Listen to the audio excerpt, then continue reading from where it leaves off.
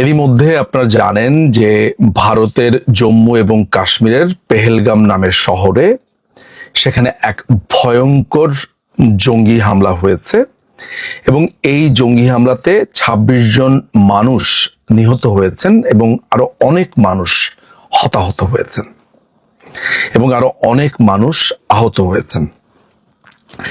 যারা খুন করেছে তারা সেই সব ব্যক্তিদেরকে খুন করবার আগে তাদের ধর্মীয় পরিচয় জানতে চেয়েছে এবং বেছে বেছে সেখানকার হিন্দু যারা রয়েছেন, হিন্দু ধর্মাবলম্বী পুরুষ মূলত, তাদেরকে খুন করা হয়েছে। এই হত্যাকাণ্ডের পরে আমরা যেই তথ্য গণমাধ্যমের মারফত জানতে পেরেছি সেখানে পরিষ্কার হয়েছে যে এই জঙ্গি গোষ্ঠী পাকিস্তান থেকে আগত লস্করি তৈয়বার লোকজন এবং সেখানে কিছু লোকাল সন্ত্রাসীরও সমন্বয় রয়েছে।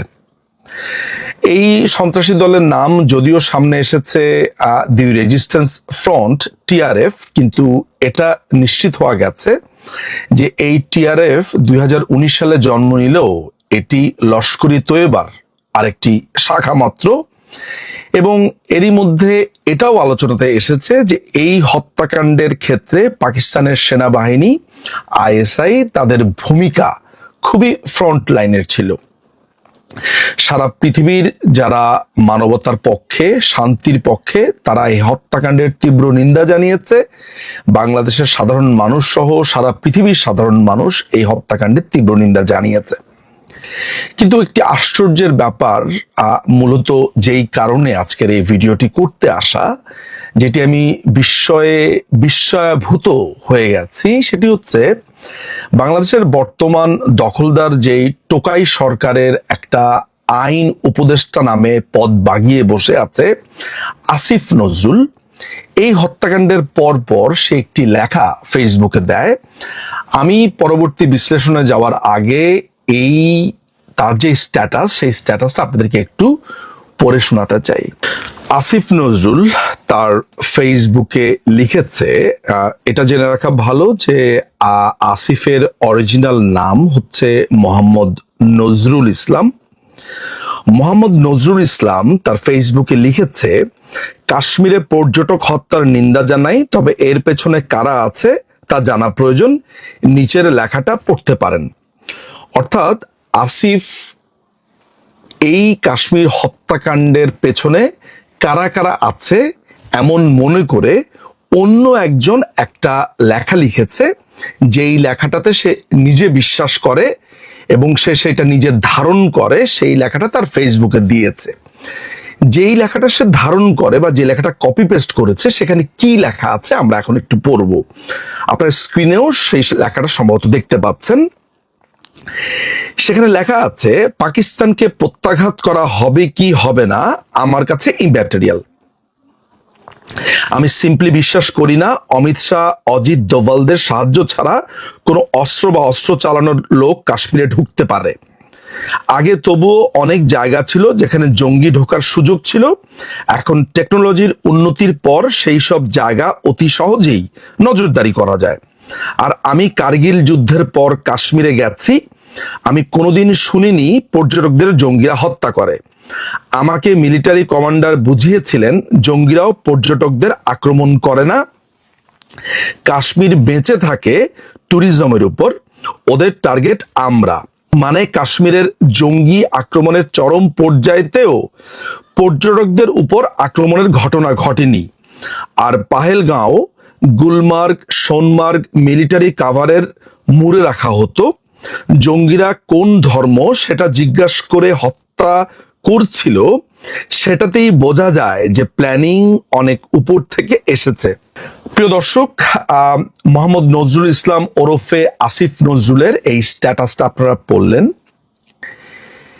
বাংলাদেশের ক্ষমতা দখল করে, কুক্ষিগত করে এই অবৈধ আইন উপদেষ্টা একটি দেশের এরকম ভয়াবহ সিচুয়েশনে, এমন একটি পজিশনে থাকা অবস্থাতে দাবি করছে ভারতের স্বরাষ্ট্রমন্ত্রী অমিত শাহ এবং ভারতের প্রধান নিরাপত্তা উপদেষ্টা জনাব অজিত দোভাল এই যে নারকীয় হত্যাকাণ্ডটা হয়েছে এটা তারা করেছে, তারা অস্ত্র দিয়েছে, তারা করেছে, এই দাবিটা আসিফ নজরুল করছে।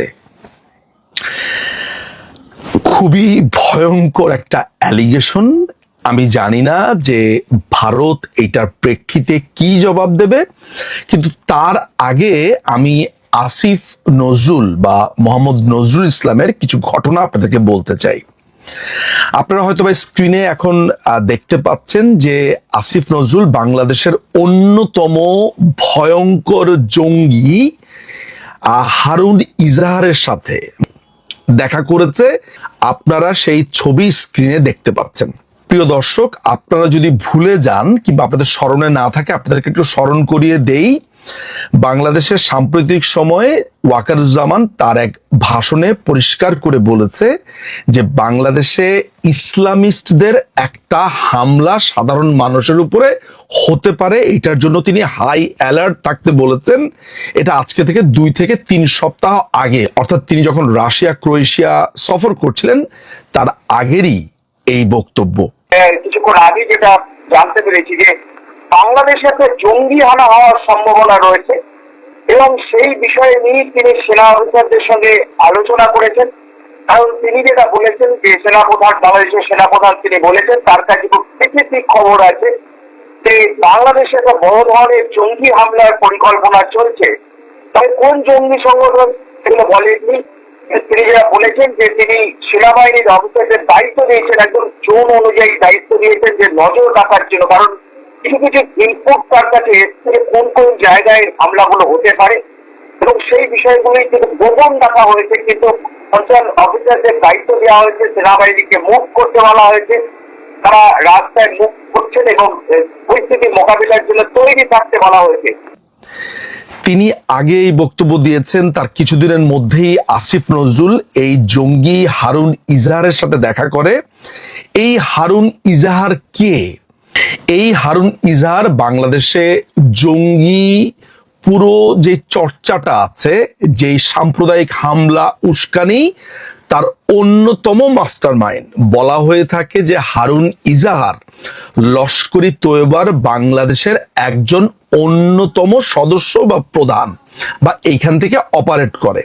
হারুন ইজাহারকে 2009 সালে চিটাগংয়ে আপনার লস্করি তৈয়বার সাথে সংযুক্ত থাকার কারণে তাকে আটক করা হয়, যেখানে ইন্ডিয়ান হাই কমিশন এবং ইউএস এমবেসিতে হামলার পরিকল্পনা চলছিল। এই অভিযোগে তাকে গ্রেফতার করা হয়। 2021 সালে যখন বাংলাদেশে শ্রী নরেন্দ্র মোদী বাংলাদেশে আসেন, নরেন্দ্র মোদীর আগমন উপলক্ষে সেখানে যে ক্যাওস তৈরি করা হয়েছিল, তার উপরে হামলার যেই কথা বলা হচ্ছিল, তাকে পেটানো, তাকে নানান ধরনের গালিগালাজ এবং একসাথে যেই সাম্প্রদায়িক সম্প্রীতি নষ্ট করবার চেষ্টা করা হয়েছিল 2021 সালের 26শে মার্চের আগে, আপনারা জানেন যে শ্রী নরেন্দ্র মোদী বাংলাদেশে আমন্ত্রিত অতিথি ছিল। সেইখানে এইসব হামলার অভিযোগে, এইসব নানান ধরনের ঘটনার প্রেক্ষিতে তখন তাকে গ্রেফতার করা হয়। চট্টগ্রামের লালখান বাজার থেকে র্যাবের হাতে গ্রেফতার হয়েছেন 18 মামলার আসামি হারুন ইজহার। তার বিরুদ্ধে ঢাকায় মার্কিন দূতাবাস ও ভারতীয় হাইকমিশনে হামলা পরিকল্পনার অভিযোগও আছে। বিশ্বব্যাপী নিষিদ্ধ জঙ্গি সংগঠন লস্করি তৈয়বার নির্দেশে 2009 সালে এই পরিকল্পনা হয়েছিল। সে সময় এই অভিযোগে তাকে গ্রেফতারও করে আইন শৃঙ্খলা রক্ষাকারী বাহিনী। 18 মামলার আসামি হারুন ইজাহারের বাবা বিএনপি নেতৃত্বাধীন 20 দলীয় জোটের শরীক ইসলামী ঐক্য জোটের চেয়ারম্যান ইজাহারুল ইসলাম চৌধুরী। তিনি হেফাজতে ইসলামের প্রতিষ্ঠাতা নায়েবে আমির ছিলেন। হারুন ইজাহারের লালখান বাজারের জামিয়াতুল উলুম আল ইসলামিয়া মাদ্রাসা মূলত আন্তর্দেশীয় জঙ্গিদের ঘাঁটি। 2009 সালে এই মাদ্রাসায় বসেই ঢাকার মার্কিন দূতাবাস ও ভারতীয় হাই কমিশন উড়িয়ে দেওয়ার ছক কষেন হারুন। আইন শৃঙ্খলা রক্ষাকারী বাহিনীর অভিযানে ভেস্তে যায় তার পরিকল্পনা। ঘটনা ঘটেছে ভারতে, ভারতে এটা তদন্ত হচ্ছে।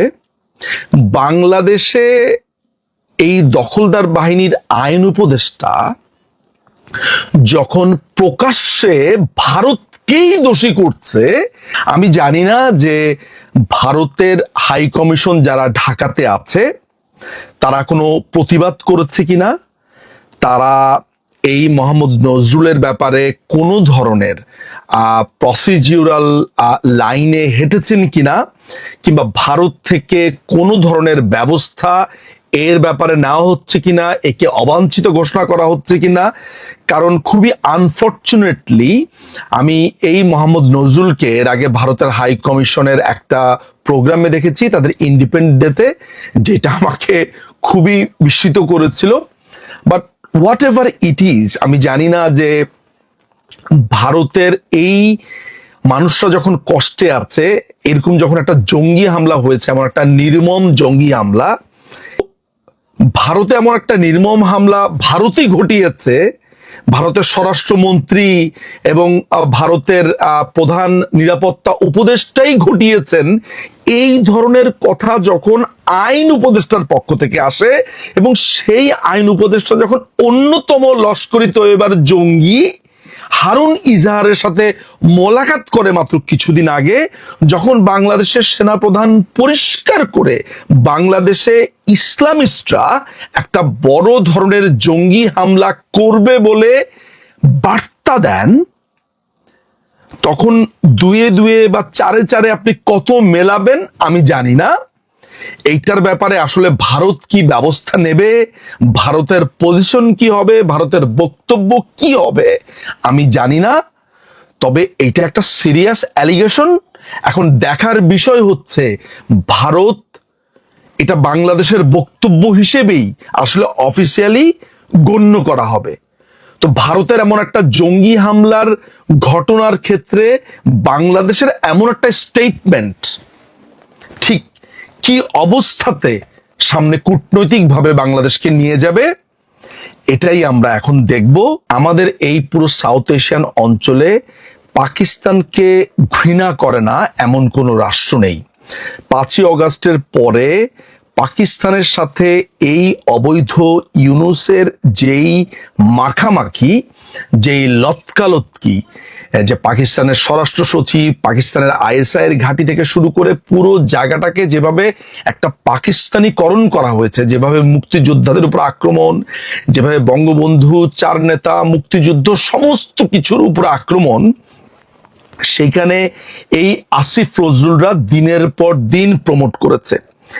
এই জঙ্গি হারুন ইজাহারকে মুক্ত করে দিয়েছে এবং এই জঙ্গি হারুন ইজাহার সহ যত জঙ্গি আটক ছিল বাংলাদেশে, এদের প্রত্যেককেই কিন্তু মুক্তি দিয়েছে এই আসিফ নজরুল ওরফে মোহাম্মদ নজরুল ইসলাম।